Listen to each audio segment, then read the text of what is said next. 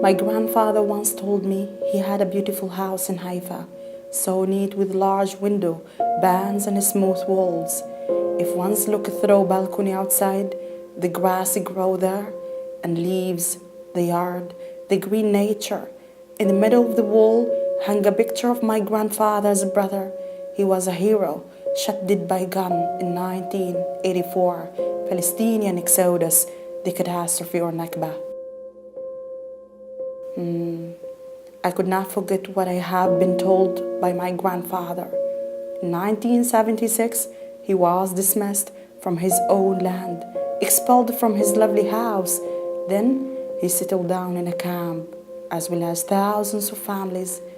In that date, Israel has announced its oppressive plan to confiscate 21,000 dunams of Palestinian lands. But for what? For security purposes and to build its settlements. By force, my grandfather has left his house, but he kept the house keys with him. Yes, I remember when he told me that he kept his house keys with him. I remember his last words when he was dying.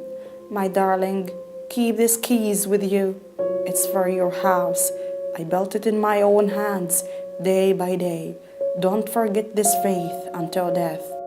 My grandfather has narrated to me about the Land Day events, Israeli activities and aggressive behavior against civilians.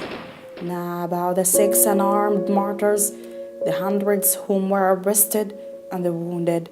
Thousands of families were expelled. But my father did not say that I will live all my life deprived from my land and right.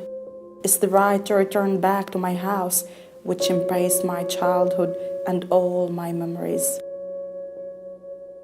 Also, he did not know that Israeli want to stop displacing my lands, destroying homes, dismissing nations. My grandfather did not know that event would be stated in history to be commemorated year after year. And this year is the 41st anniversary of the Land Day. And unfortunately, Israel still follows the same policy, land confiscation. My grandfather asked me to keep patient, as sooner or later we will go back to our lands in Haifa, Jaffa, Al-Jalil, and Nakab. We won't go down. I promise you, my grandfather, that I won't go down.